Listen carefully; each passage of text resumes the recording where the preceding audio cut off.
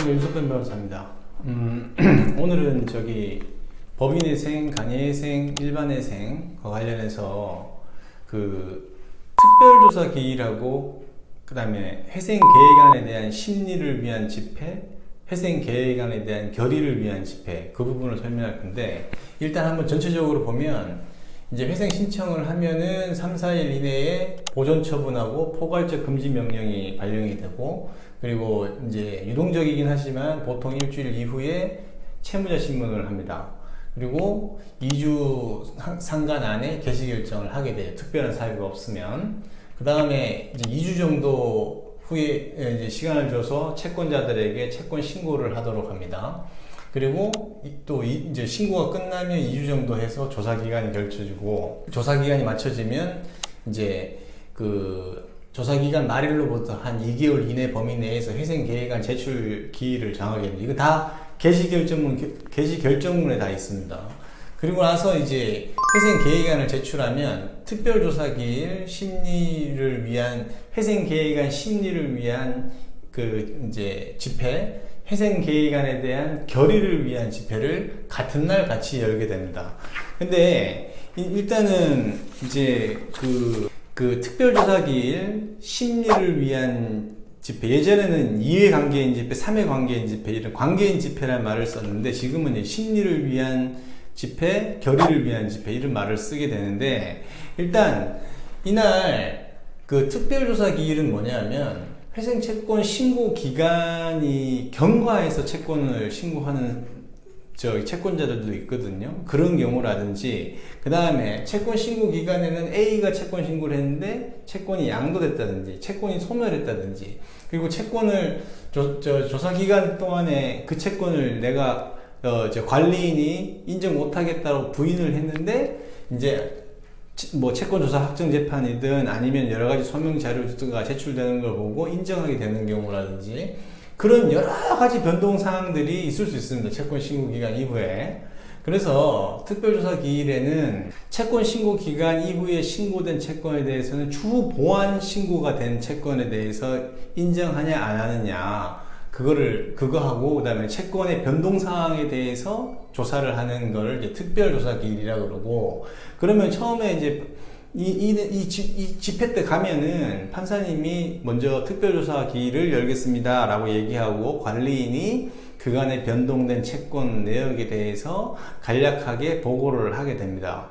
그리고 이제 별다른 채권자들 이의진 수리나 이런 게 없다면은 이제 특별조사 기일을 마치겠습니다 판사님이 그러고, 그러면 회생계획안에 대한 심리를 위한 집회를 열겠습니다 라고 하거든요.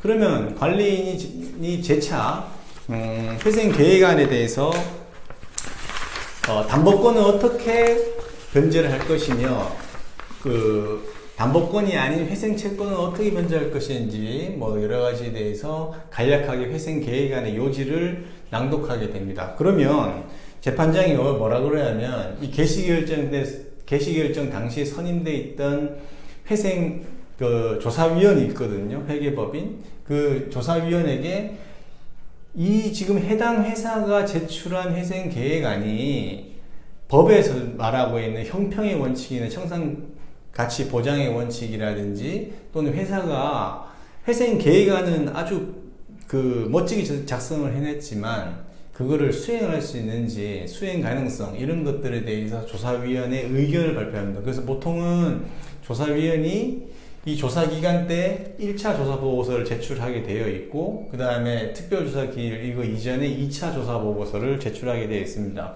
그러면은 이제 이 회생계획안은 여러가지 법에 부합하고 그리고 수행 가능하다라는 의견이 나오면은 판사님이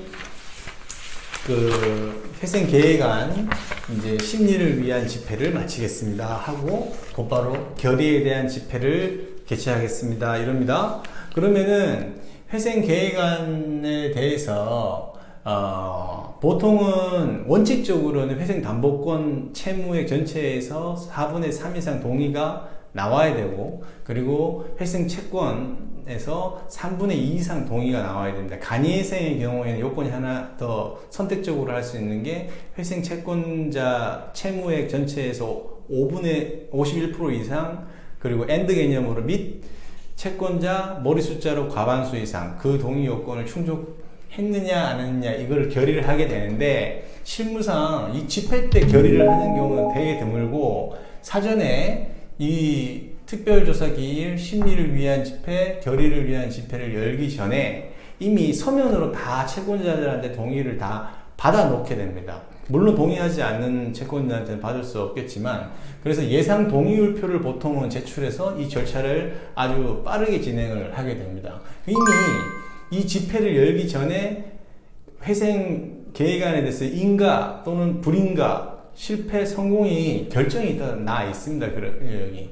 그러면은 이제 변호사 입장에서는 의뢰인하고 얘기를 해서 이 기일을 채권자하고 협상의 여지가 있다면 연기를 할 필요가 있습니다. 이 연기는 최소 이제 3번 정도까지는 해주거든요. 한 달씩. 그래서 그런 것들을 잘 활용해 가지고 하는 건데, 여기서 이제 회생 계획안에 대한 채권자 동의 요건을 충족하면 인가가 됩니다. 회생 일단 성공이라고 볼 수 있습니다. 그리고 동의 요건을 충족하지 못하게 되면 요건에 따라서는 강제인가 요건을 검토해보고, 강제인가 요건도 안 된다 그러면 여기서는 폐지가 되거든요. 그럼 회생 실패입니다. 그러면 일단은 인가됐을 때는 이제 종결 결정을 받아야지 회생 절차에서 졸업을 하거든요.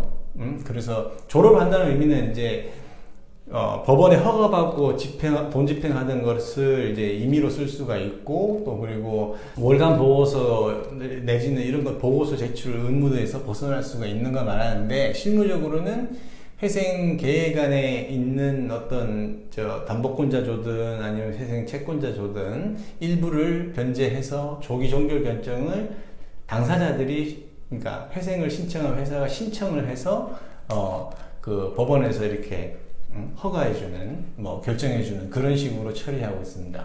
그래서 특별조사기일, 심리를 위한 집회, 결의를 위한 집회 때는 일단 변호사하고 잘 의논을 하셔가지고 그날의 어떤 절차에 대해서 대표이사가, 관리인이 제대로 계략적으로 이해를 하고 계셔야 되고, 그리고 그날 이제 절차가 이제 빨리빨리 진행되니까 그 부분에 대해서 이제 시나리오를 보통 이제 작성을 하게 되거든요.